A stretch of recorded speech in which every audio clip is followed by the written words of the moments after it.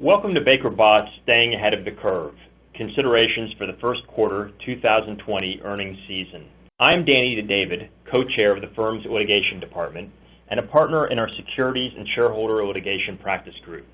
I am pleased to be joined by Bridget Moore, co-chair of the firm's litigation department, whose practice focuses on securities enforcement, internal investigations, and white-collar defense. She is a former staff attorney in the Division of Enforcement at the SEC. Bridget will be covering SEC enforcement as part of this call, including with respect to insider trading and other potential areas of enforcement. Brendan Quigley will also lead this part of the discussion. Brendan is a former assistant U.S. attorney in the Southern District of New York and one of that office's most seasoned trial lawyers. He will be covering insider trading and Regulation FD enforcement action. Yeah, I think to AJ's point, we do expect that insider trading will be a focus of SEC enforcement and, by extension, the DOJ during this time. SEC enforcement has issued their own guidance and own statement, much like the SEC Division of Corporate Finance did on March 23rd, 2020. The co-directors of enforcement noted that corporate insiders in this current environment are regularly learning new material non-public information that may hold an even greater value than under normal circumstances. And they warn companies to be mindful of their disclosure obligations and their insider trading obligations and Reg FD obligations, which we'll talk about in a second. In addition to this statement, there are some other tailwinds that suggest that the SEC, and again, by extension, DOJ, are going to focus on insider trading during this time. We've seen the reports regarding insider trading, or at least alleged potential insider trading by members of Congress after receiving briefings about the coronavirus. And prosecutors and regulators, they pay attention to the news. They pay attention to public sentiment. And kind of on the same score, we've seen criticism in Congress and by former SEC Commissioner Robert Jackson about corporate insiders selling shares after stock buybacks, even if not insider trading. That, again, similar to the trading by members of Congress, gets to a lot of the fairness equities that I think implicitly or explicitly underscore a lot of insider trading enforcement. And then, certainly for the DOJ, in the last few months, they've gotten some favorable case law, a decision out of the Second Circuit in a case called the United States v. Blajak, which dealt with proving insider trading under a securities fraud statute called 18 U.S. Code Section 38, a statute which has been around for some time but had gotten relatively little use over the years. A full discussion of that decision is really beyond the scope of this a webinar today, but at a high level, it highlights for prosecutors that they may have a new way of pursuing insider trading investigations that's somewhat less technical than prosecuting insider trading in the more traditional way, which is under Section 10B of the Exchange Act and Rule 10b-5 in Title 15 of the U.S. Code. Bridget, based on your experiences and what you've seen, what can we say about the resources that the SEC is devoting to insider trading investigations and how they might be going about insider trading investigations going forward here? Yeah, thanks, Brennan. The SEC, in our experience, with respect to insider trading, because just what Brennan touched on, it kind of goes to the heart of protecting investors and keeping a level playing field, that they will always have the resources for insider trading cases, and in fact, they pursue them pretty aggressively and can take aggressive positions, and we'll put the resources in to try and prove up those aggressive positions. But in terms of resources, the SEC has the additional outside resources in FINRA. The SEC outsources to FINRA the job of the collection of information around large corporate events. And I think that those are going to come fast and furious with companies updating the disclosures per AJ's discussion. And FINRA sends out those requests to companies quite often to collect information about trading activity right before that announcement. And that information is sent to the SEC. So there is no lack of ammunition, if you will, that the SEC has in terms of looking into potential insider trading. And I expect, as you had alluded to, Brendan, that we will see an increase in those investigations in the next couple of months. So, what can companies do now what are some best practices that companies can take to prevent insider trading in their stock and their securities? And I think, at a high level, the key thing is to review and reinforce both the insider trading policies and any more general confidentiality policies. We have seen cases, I prosecute cases, and we've all read about cases where trading occurred because someone might have been careless about safeguarding deal documents or other material non-public information around their home or their vacation home or some other place, and their spouse or partner or friend, somebody that they have who has a duty of confidentiality to them or duty of trust and confidence with them, then goes ahead and trades on it. So I really do think it's important to reinforce those policies. And also be careful about, in this remote work environment, where you're discussing material non-public information. Are you discussing material non-public information on a platform that might not be secure, that might not be as secure as the office, and to be careful about that. And also, I think, again, to limit, to be careful about limiting the dissemination of material non-public information within the company. Avoid the blast emails if you can. Focus and be deliberate about who really has a need to know. Another thing that was in the SEC's Division of Enforcement's statement that came out on March 23rd was Reg FD, and Reg FD is another regulation that deals with material non-public information, and it prohibits the selective disclosure of MNPI by public companies. And this is something that, again, the SEC co-directors of enforcement raised and reminded companies of in their March 23rd statement.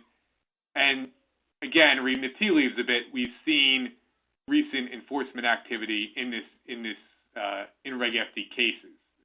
Enforcement had been somewhat sporadic since the regulation was passed back in 2000, but we did see a case last summer against an issuer for a Reg FD violation.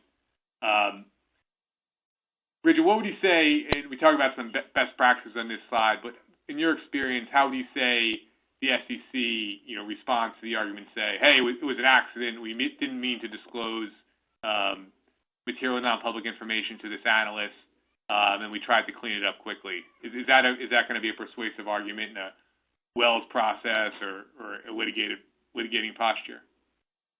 No, that it's not going to be, unfortunately. For Reg FD, we're talking about a non-Sientra-based violation, so it can be a mistake.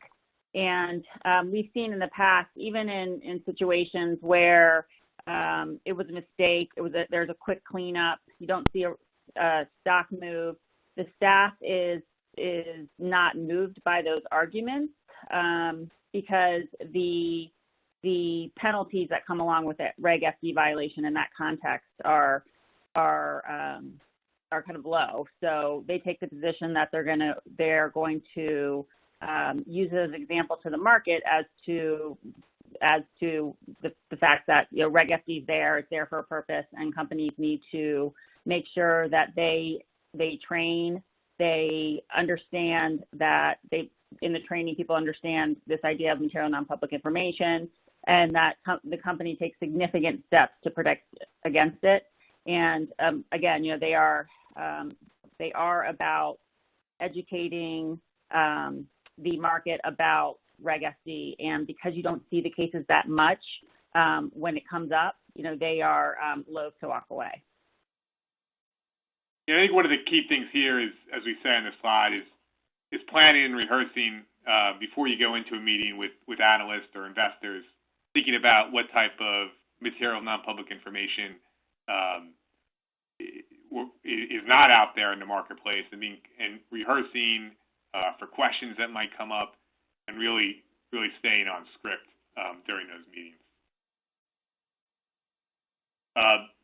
Just thinking about some other enforcement areas separate and apart from Reg FD and insider trading that might come up in the current environment. We've talked a lot about, AJ talked a lot about, and Jessica talked a lot about disclosure and material loss contingencies. We've seen a lot of focus by the SEC in recent years on cybersecurity risk, and there was February 2018 guidance where the SEC said it was critical that public companies take all required actions to inform investors about material cybersecurity risks and incidents in a timely fashion. And we've seen since then a number of actions that the SEC has brought against public companies for failing to disclose material breaches of their cybersecurity and things of that nature. I think it's fair to say that this will continue to be an area of focus for the SEC, and it's important for companies, particularly where the company may be operating remotely more, may have a more distributed, dispersed workforce, be doing more work in the cyber world, in the cloud, to think about whether those material cybersecurity risks differ than the time when everyone was in maybe a couple of centralized locations or most people were working from a physical office. Does what's a material cybersecurity incident differ when more of your operations are in the cloud and not around a conference table? Obviously, those questions are highly fact-specific, but they're well worth thinking about given the SEC's focus in this area in the last couple of years.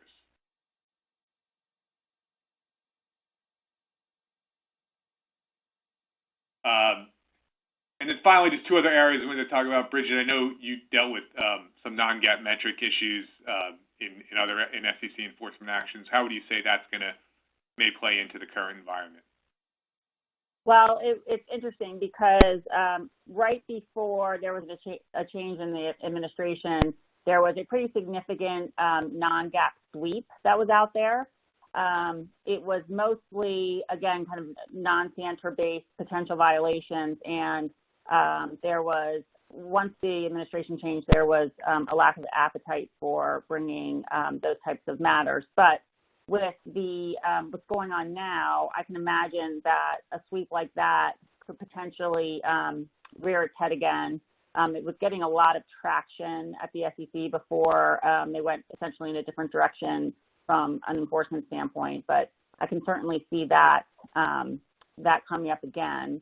And the other point that's actually not on the slide, and we discussed it earlier, was this whistleblowers. And one of the unfortunate effects of what's going on right now with COVID is the fact that people are being laid off as companies struggle to deal with what's going on. And when you have people that are laid off and a bit disgruntled, you see an absolute increase in the amount of whistleblower complaints going to the SEC. So I expect over the next couple of months that we will see the SEC getting additional calls from whistleblowers, and depending on how those complaints are bundled. I mean, the SEC has gone on the record saying that the presentations from whistleblowers that are put together go to the top of the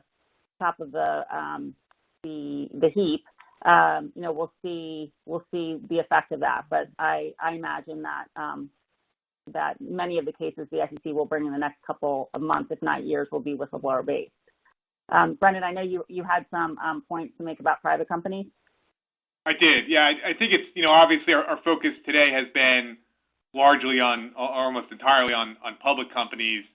I do think, however, it's worth noting that the SEC has been, including under the current regime at the Division of Enforcement, has been explicit that the anti-fraud provisions of the securities laws apply equally to private companies as well as to public companies, right? They prohibit fraud in the offer and sale of securities, not just public securities. So, it's important for private companies to be mindful of many of these same issues when interfacing with their investors during this time and providing updates to investors. So again, it's not just public companies that could be the subject of SEC anti-fraud investigations. Danny, do you want to close this out? Yeah, I just want to say thank you so much for everybody for taking the time to listen. We have put together a checklist for preparing Q1 earnings releases and analyst calls. The stakes feel higher than ever for so many reasons that we've discussed. And please feel free to contact our presenters if you have any follow-up questions.